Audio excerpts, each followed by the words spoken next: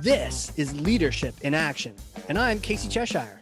Join me as we delve deep into the passions, expertise, and experiences of Boston area innovators. Sponsored by the Boston chapter of the Entrepreneurs Organization. This is Leadership in Action. Here we go.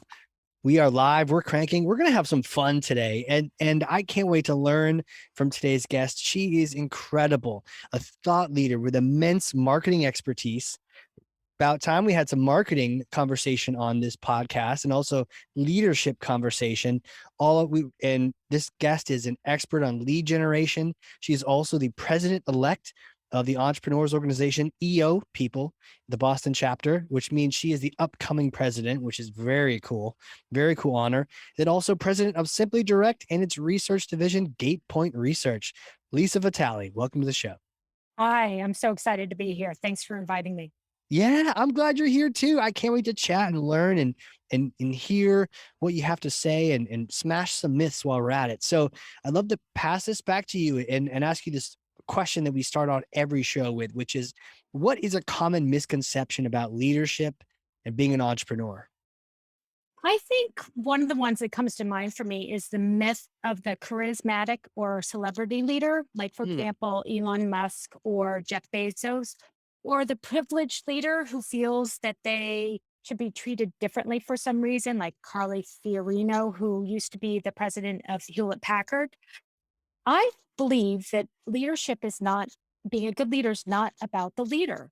It's really about having courage. And that's the one thing that I believe all good leaders have in common. Without courage, we wouldn't be leaders.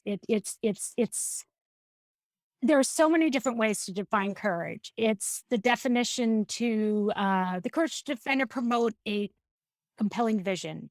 It's the courage to be vulnerable, the courage to create an autonomous work environment and let your employees fail. It's the courage to correct mistakes that you've made and say, hey, I got it wrong. I'm willing to do this over. It's the courage to admit when you're wrong. It's the courage to ask for help when you need it. It's the courage to be patient. And I must say, I am probably the most patient person in the world. It's the courage to live outside your comfort zone. And it's the courage to predict the future by creating it. I think those are the primary examples of courage. Wow. Predict the future by creating it. I know sometimes we're talking about how sometimes there's a question on the show where we say, what's coming around the corner in the future that you're excited about. But this almost flips that on its end and says, it's not about what is coming around the corner. Let's make it. Let's make the future. Let's create it. I love this conversation. There's two big things I want to take apart here. The courage, but also even before that, you mentioned that one part about it not being about the leader. And that's really interesting to me. Hey, you're a leader. It's not really about you. So why do people think this? Is it the gossip mags that do that? Or why are we so obsessed with the leader themselves? And does that get into their own brains to kind of take them off track? I think we've been sold a bill of goods. I think that, the media and even social media has really exacerbated it. It's made everyone famous for 15 seconds. And it really, I think it amplifies those people that take up a lot of space and a lot of airtime. And it doesn't tend to uh, allow those of us that are more humble or more quiet about our leadership excel. But I think that if you ask many companies or many employees who they would prefer to work for, it would be someone who's much more humble and quiet than someone who takes up all the space in the room. Steve Jobs was horrible to work for.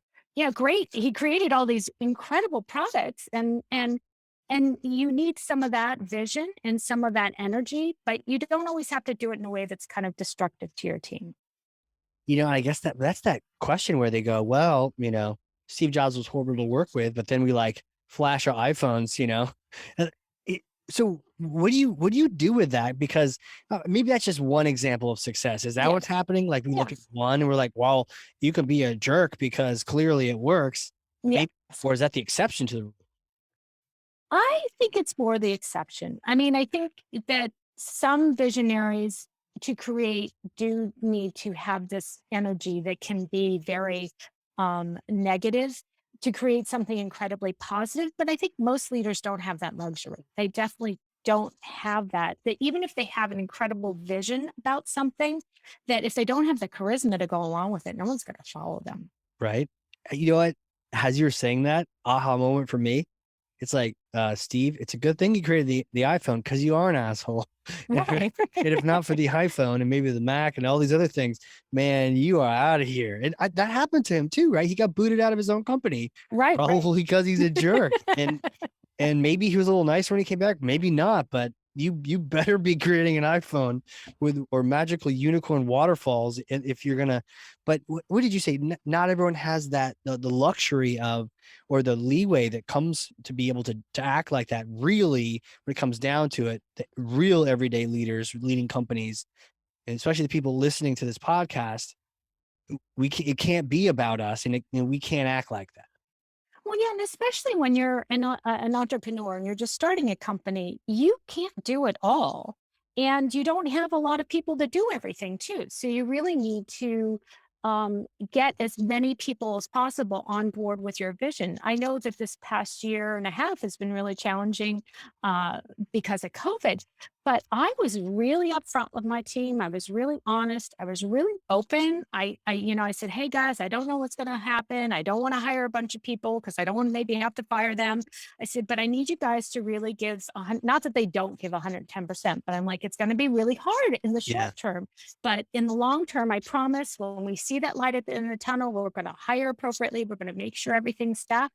And my team stepped up in the most incredible way. I am Wow. incredibly thankful and grateful for them. Well, and you were honest. I mean, you showed courage in that moment. And I know this is not about you, but like what I'm hearing from that is you showed courage in that moment to be able to say something that maybe they didn't want to hear, but you needed them to know. Right, right, right. And I know as leaders and entrepreneurs, we often are afraid to share a lot of things with our employees. One is to seem weak, but then there's oh, if we tell them too much, then they're going to think we're making $1 million when we're really only making 200,000 or 100,000, whatever the stuff is, 20K. 20K if we're lucky, because you take on all the risk. And there's always that, I think, fear, particularly on the entrepreneurial level, to hold back a lot of that, to not share that, not to be vulnerable, not to be open. Yeah. Yeah. That again, the fear then ties into the courage. So it sounds like this is a perfect segue to go from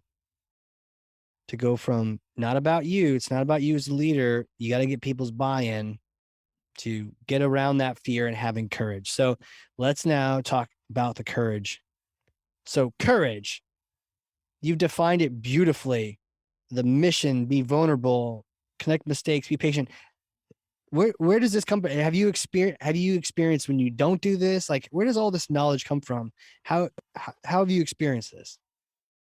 Well, almost every day. I mean, one example is pushing yourself outside your comfort zone. I continually do that.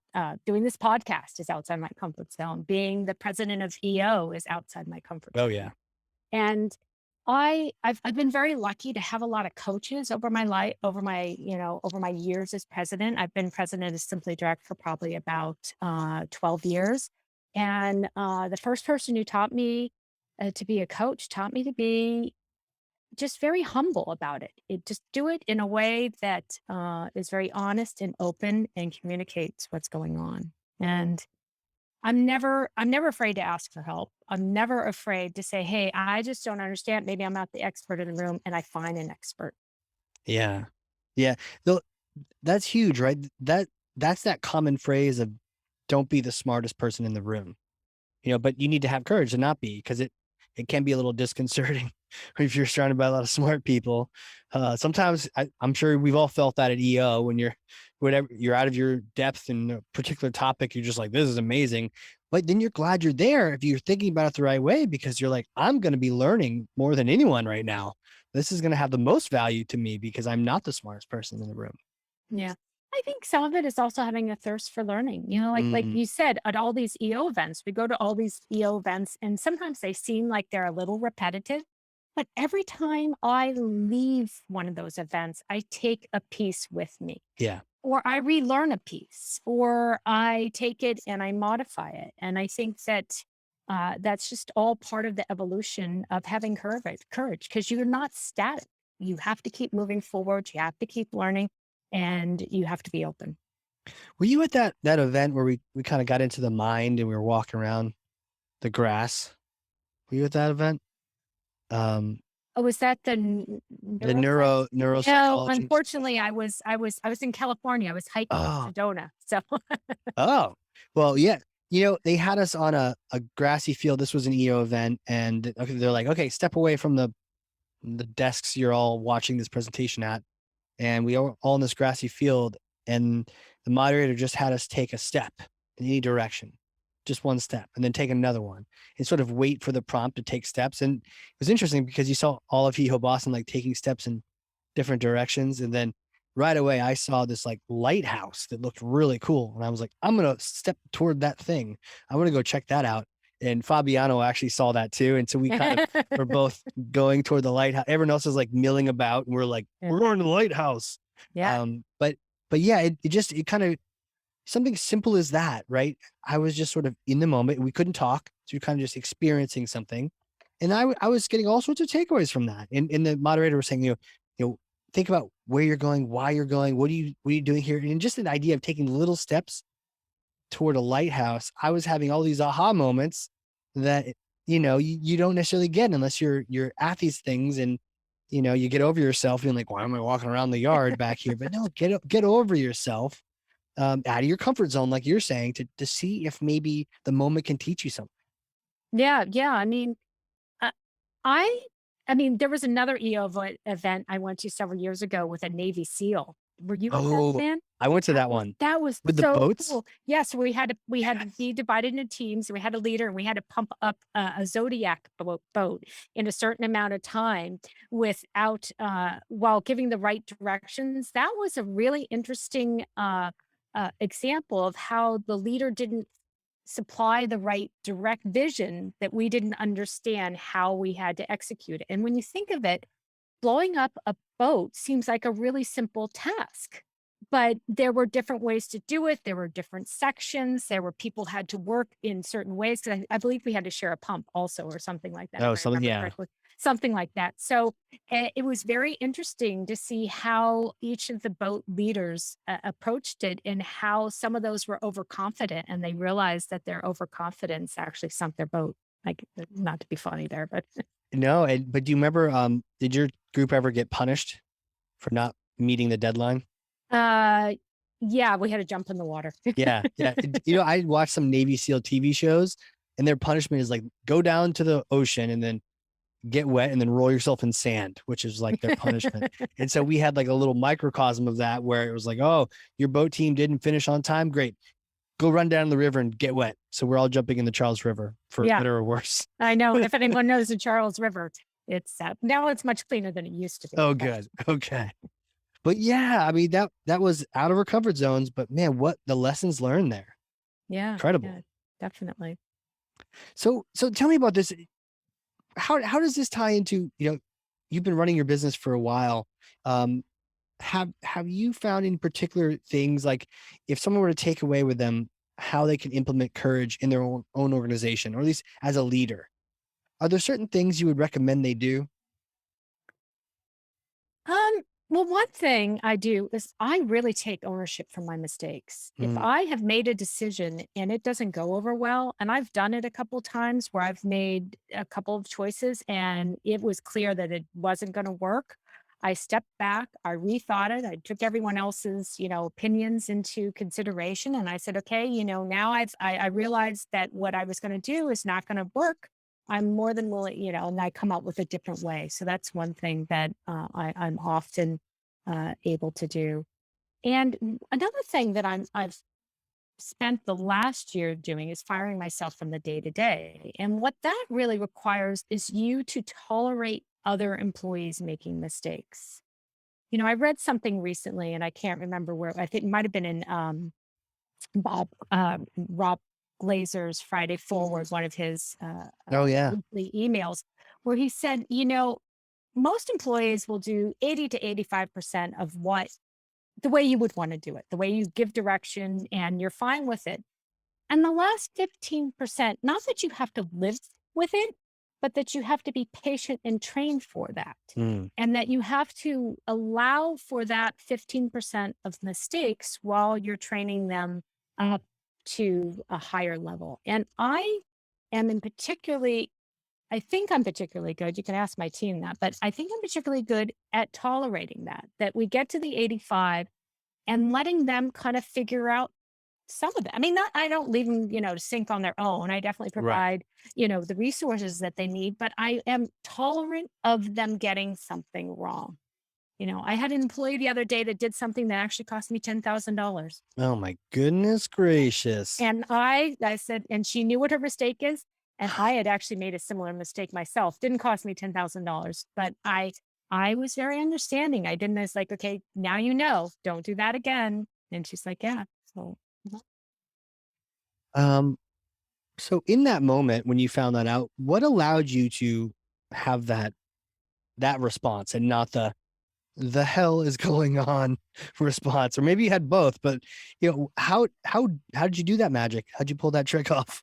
Well, there were a couple things that happened. One, my team, I wasn't in the office when this happened. It involved Okay. some other people on my team, and they immediately took care of it. Mm, They made sure that things were smoothed over. And so when I got it, they had already solved the particular problem. But the thing that caused this situation, it was a document was saved somewhere in Dropbox that it shouldn't have been. I think we've oh, all done that. Save yeah. Oh documents yeah. where we shouldn't in Dropbox. So I could easily relate to it. I had put a document in Dropbox somewhere that I shouldn't have at one point, and it came to bite me. So I think for me, I had tremendous empathy for what she had done because it was not on purpose. She thought she'd saved it to her desktop and she had, you know, we've all done that where you think you've saved something or it somehow gets out and, you know, it happens. But that price tag, Yes. but you could relate. I mean, we've all, I mean, I've sent out, marketing wise, I've sent out the marketing email back in the day when it said first name at the front of it Yeah. instead Yeah. of instead of the actual first name, because I forgot a single percent sign and the code didn't work. And then I'm emailing a couple hundred people. Bad email. I'm going to date myself. The first time I sent a direct mail campaign back, which is like in the late 80s, early 80s, I forgot one of the pieces, one of the brochure pieces. No one, I was covering for someone. I had never sent a direct mail piece out and it was missing one of the key brochures. Yeah, like it happens. And just, yeah, it happens, to your point. And I think sometimes I feel better. And it sounds like your team did this. They acted on it. They weren't trying to, like, you didn't find out about it like months later and No, covered no. up. They, hey, we had an issue. We've solved it. We've identified maybe why it happened, and we feel terrible about it, so that you could come in and say, I understand. You know, you'll get it next time. But let's only have it one mistake, right? Like, you get Yeah, one yeah, yeah, oops, and the yeah, next time that was on you. yeah. I'll send you the bill next time. But no, we've all made those. It happened to me one time with a team member who was trying to do a little traveling and had the company laptop in her backpack, and liked Diet Coke or Diet Pepsi, and also in the backpack, and did not quite, it was a plastic bottle, did not quite seal that bottle, Mhm. and got Coke everywhere, and it murdered the laptop. And it was like, hey, we adopted a policy, actually. Like, you get an oops, you get an oops. You don't get a second one. Laptop's on you second time, but Yeah, yeah. first time, we've been there, but be careful and, don't do that. Have you heard of, Dan Sullivan has this experience transformer. Have you heard of that? No, no. It's this interesting tool where it kind of just walks a team through a debrief, and it basically asks them, well, what worked right then? What didn't work well? What came from that? And then what actions are we going to take so that never happens again? Mhm, And I found that having some kind of debrief, it sounds like your team just sort of took this on, which is great. But mhm. when I hear some kind of learning happening afterward, that makes me feel reassured that this isn't going to happen again, Yeah, yeah, and they yeah. were taking it seriously, because it's that weird balance of, well, do I how mad should I be so that they understand how serious this is? But if everyone gets it, we did a debrief and we're taking some actions, I think that helps me not react. But that's amazing that you had the patience to do that. Yeah, I mean, something that you're talking about, we used to do, and we do it sometimes, we call change the future. So we'll do a debrief. Sometimes if we have a campaign that goes poorly for whatever reason, we will sit down, we'll list all the things about the campaign that we know, and then we'll list all the things, all the good things that happened in the campaign, and then all the bad things that happened in the campaign, and then all the possible solutions or ways to correct that. And then we will commit as a team to take one, two, three of those points, whatever, and implement them. And we used to do that a lot more. The good news is we actually have campaigns. We don't have those problems the way we used to. So I guess we've taken our learnings and definitely applied them. But that's I think that's a good way to do it, especially if you're seeing the same problems crop up, the same kind of situation, whatever your thing is, if you keep kind of seeing the same thing happening, it's really good to kind of look at it, do a deep dive on that one thing. Yeah. Yeah. And I think for me, I love the name of that, by the way, change the future. Yeah, yeah. That was my email. It'd be like the meeting invite is change the future meeting. Yeah. Yeah. I love that. And then listing out the possible ways you could correct it, Yeah. picking a few, taking some action. All right. Now Yeah. we've got a reward for that payment on that lesson learned just now. So crazy. Question.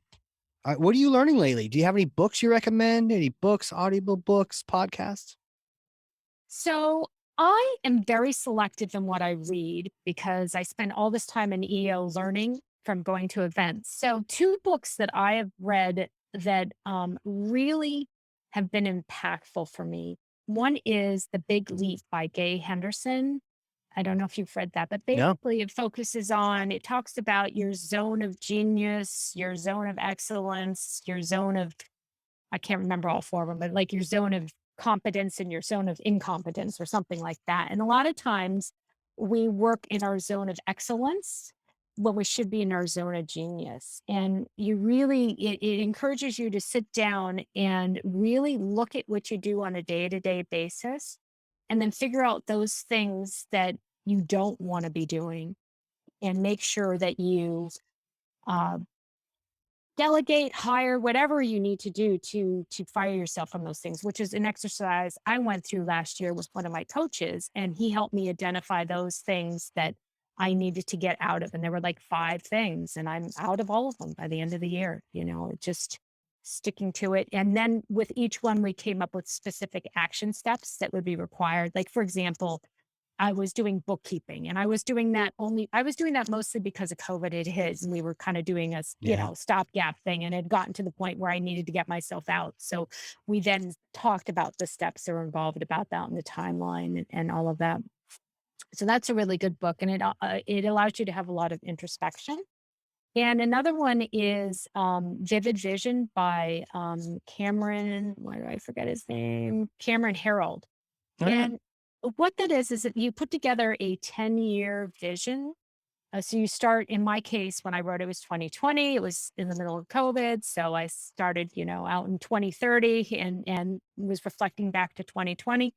And he really breaks it down into some nice areas where you have your overall vision, then you have financial vision, you have your sales vision, your marketing vision, your team vision, your core, whatever. There's a whole section on it and you write that up and then you share it with your team, which is a very vulnerable thing to do. So I shared some stuff with my team that I probably would not have shared had I not done that. And I now share it with every new employee as they come on. And the other thing I've been doing is I've been taking that vision and I've been working with one of my coaches. And each year we pull something out of that vision. And that's what we work on for the year. So last year it was making myself redundant, getting myself out of the day to day. And this year I'm still trying to hone it down, but I think it's around leadership. And Mm. I'm working with my coach and maybe another person in EO. We have our first meeting, I think, next week, and we're going to be creating I'm not sure what we're creating because I'm in the middle of it, but it's going to be Yeah. something like leaders creating leaders. And that I also want that to be my theme for when I'm the president of EO Boston. So I'm trying to take this stuff and bring it there and into that, bring it into EO and share it with my team. So it's just kind of an interesting path I'm on. I'm just at the beginning of this journey, but I'm very excited by it. Love the concept of it. And I think sometimes the leadership concept is like it's fluff. And then for people who should be working on a skill, and then later on, people who should be working on it maybe aren't working on it. They're stuck in the business, like what you were able to free yourself from. And then once you free yourself from that, like, what do I do with all my time? It's like leadership and what does that really mean? And how do you get better at that? I think I don't know the answers to that. I mean, that's a great challenge, or a call to action for everyone is let's get better at this and let's create leaders on our teams and let's work better at being leaders. And then here you are being the leader of the leaders and sort of this trickle down effect. We're all sort of workshopping this together. I think definitely it makes sense for EO because we can immediately apply it. You hear one thing, like we're saying it, one event, one thing on leadership. Mhm. Maybe you drop that into your next team meeting. Yeah, yeah. I always try to bring back anything I have to the team, and whether I do it formally or subtly, that is it can go either way. But yeah, it's a very interesting journey that I'm coming down, and as part of this, I've been trying to define my mission in life, Ooh, and I think it's to create leaders, and it just kind of came to me in an epiphany recently. And, really? and it was something I hadn't really thought about, but I would say that I have been subtly moving in that direction without a conscious move in the sense that, becoming the president of EO is definitely one of a big step in that direction. And and I'm doing this also for selfish reasons. My leadership team is very young, and I want to Mm. make sure. I think the oldest person is 40. There's three of them, and they're younger than her. And I want to make sure that they can lead the company when I'm not there in my absence, that I can trust that they'll make the right decisions. And uh, you know, that's Well, where that's smart I'm of you to think about elevating those people because you're right. We don't come built-in manager skills, you know, or leader skills. I mean, we may have some ideas from the soccer team, but we don't really. What do you do? Even as basic as do you have a one-on-one? What do you even talk about? And in the career of the people on your team, and I, that's really neat that you're sort of distilling down that mission. Does it, now that you sort of stated it, does it feel right? And can you explain why that is your mission, or is it just one of those things that you feel and it's almost too hard to like grab it, and explain it almost takes away from it? Or have you been able to put words to that? I'm still trying to put words to it, Yeah. but it is more of a feeling. I think that that's a great way to phrase it. But I've been kind of heading there, as I step back day to day, what am I gonna do to stay engaged and stay excited? And I I really like to bring people up. I'm e I just really like to see people excel. I'm Yeah. genuinely like to help people. And I know that sounds kind of cliche, but I really want to see people achieve their best. And I think that Yeah. that's one way. And I mean, we all struggle with being a leader. I mean, I have struggled many times over the years. In particular, I co-own my business with my husband. So, that presents a whole different set of challenges. And he retired from the business almost 2 years ago. So when he retired, that was terrifying to me. I was like, Yeah. oh my God. And so I hired a coach. Yeah. Do you want any shout outs to the coach? Bill Flynn from Catalyst Growth Advisors. He's a great. And if you're in Massachusetts, you can actually apply for a workforce management grant too. So he's great. He's a great guy, and he provided that higher level senior person that I needed in the room. My husband's still involved and he goes to our planning meetings, but I needed someone else to bounce off things that had some more experience than my leadership team. it's really worked out well. I think it's really helped all of us. Wow. Helps us look outward, because a lot of times with your team in general and leaders in particular, they look down. They forget to look out. And Mhm. while you do need to look down to see where you're stepping on a day-to-day basis to solve problems, if you don't look outward, you will never get anywhere. And I have found over the years that my coaches and mentors have helped me look outward.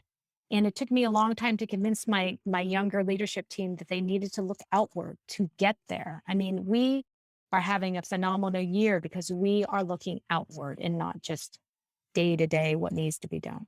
Mm. Keeping your head up reminds me of almost any activity ever where you need to look up, chin up, skydiving, yoga, it's like look up. When you look down, you start heading down. Well, it's not as satisfying to look outward because those goals are very long term. Mm, They take, you have to very methodically move towards them. You don't get that quick fix of fixing yeah, something, of doing something, of solving a problem.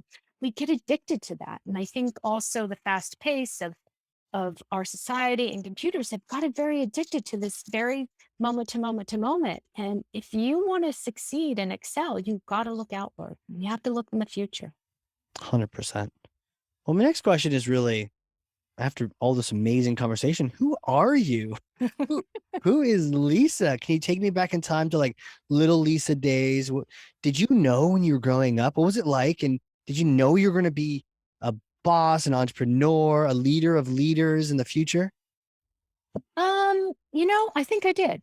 I've Really? always had this vision of going forward. Like when I was 5 years, I grew up in San Diego and I lived there until I was 12. And when I was 5 years old, we used to make rings out of wire. One of my friends' fathers worked for the telephone company. We'd make our pictures. We'd walk door to door and sell our wire and our pictures and rocks, not just at a stand. We'd literally go door to door and sell them.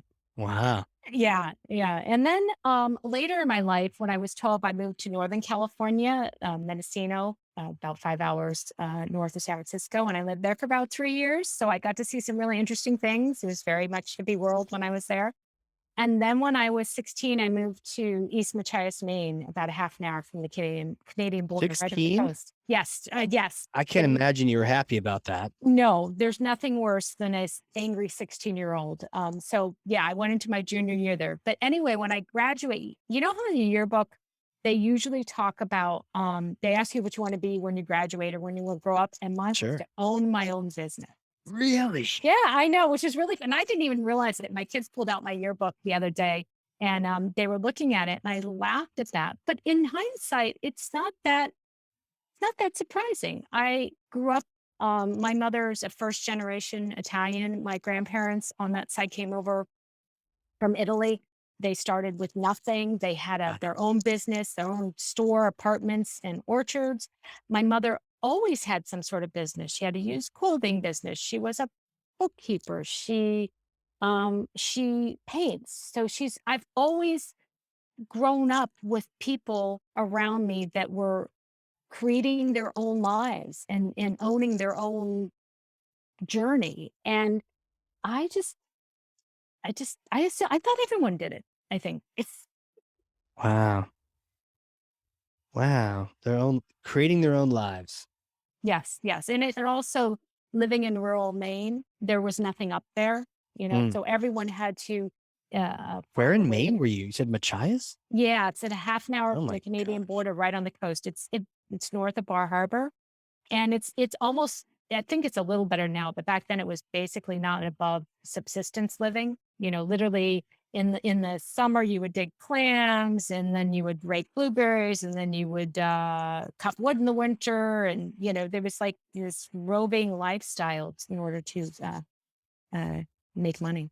In order to just make make do. Yeah. Wow. Okay. Let's see. I'm zooming out on the map. Oh boy. Yep. Up there. Yeah, Yeah. it's Way farther than Bar Harbor. And that's a yes, trip. I mean, a yeah, lot of yeah, so, Boston folks listening to this were yeah, thinking that was a long drive to get to Bar Harbor, especially with a bunch of kids in the back. But yeah. Machias, yeah. Wow.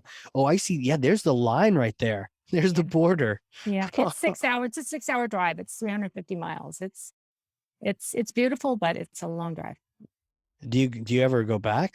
Is your family up No, there still? I don't. My Okay. mother moved away. I'm trying to think, maybe about 15 years ago. And Okay. then she lives in Delaware. So I don't go She's to like, that I'm much. all set with this northern Maine living. I'm gonna go She went south. to she went to live with my brother. My brother Yeah. happened to live in Wilmington, Yes, I'm Delaware. going south. Yes, yes, yes, yes. Yeah. Beautiful land up there, but can be tough, especially in the middle of nowhere. Yeah, it was a real life-changing experience. It it Yeah. it it actually it made me incredibly uh ambitious isn't the right word, driven to Really? get out of there. And I was just so focused on going to college. And as soon as I finished college, I'm like, I'm getting out of this state.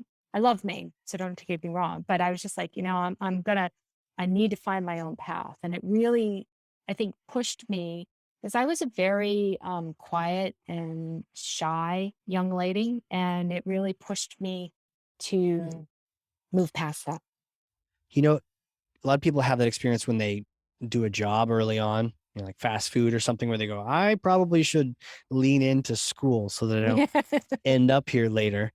But it sounds like Maine had that driver for you. And it's a fun place to visit. But when you're Yeah. a 16-year-old coming from California, Yeah. holy crap. And do you remember your first winter? Were you like, the hell is this?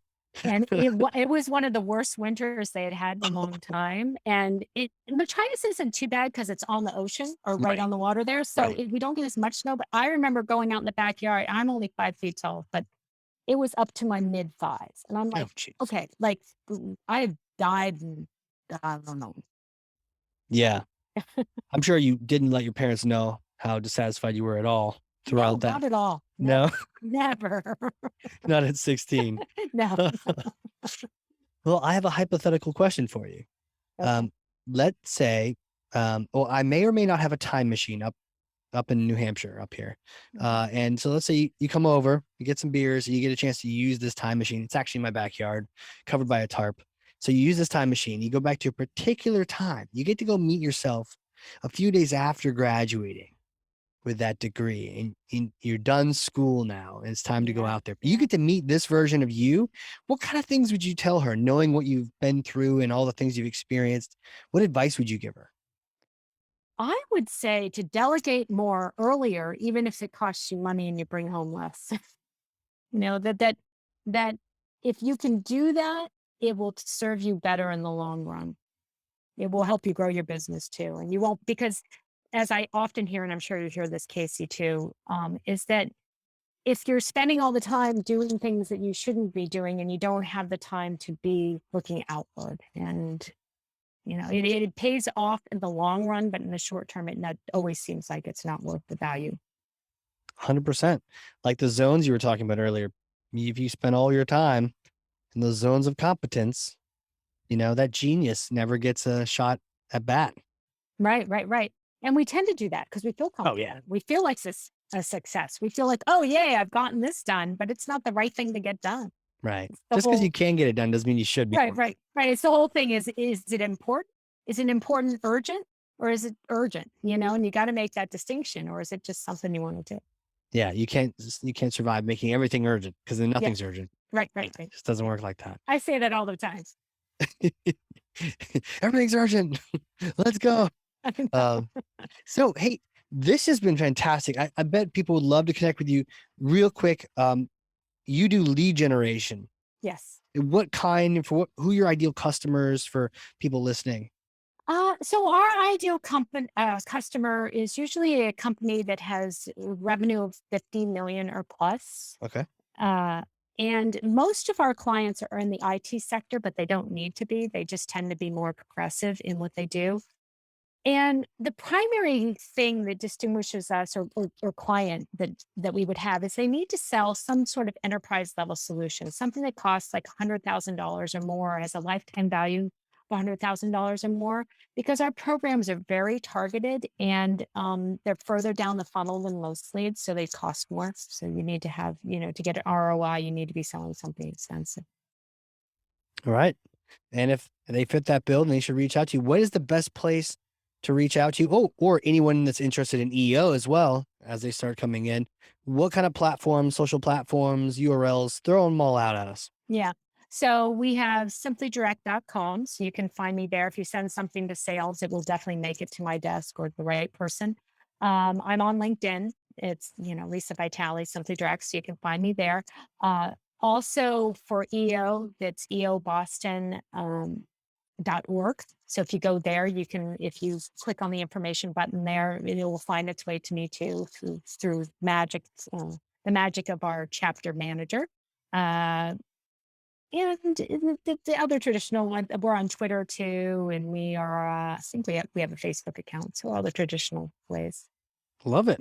Love it. This has been so good. Thank you so much for coming on here and sharing, all this, the courage and real leadership and kind of getting us excited for the upcoming year at EO and talking about leaders leading leaders. Yeah, thank you so much, Casey. This has been a ton of fun. I really appreciate you inviting me. Absolutely. And for those listening, if you learned something, and I know you did because I literally have 2 pages of notes over here, front and back, then share this episode with someone else. That's how you show thought leadership and getting content in the right hands. Fellow entrepreneur, maybe they're struggling with some of these issues. Who couldn't benefit from hearing about courage and just a little encouragement around that?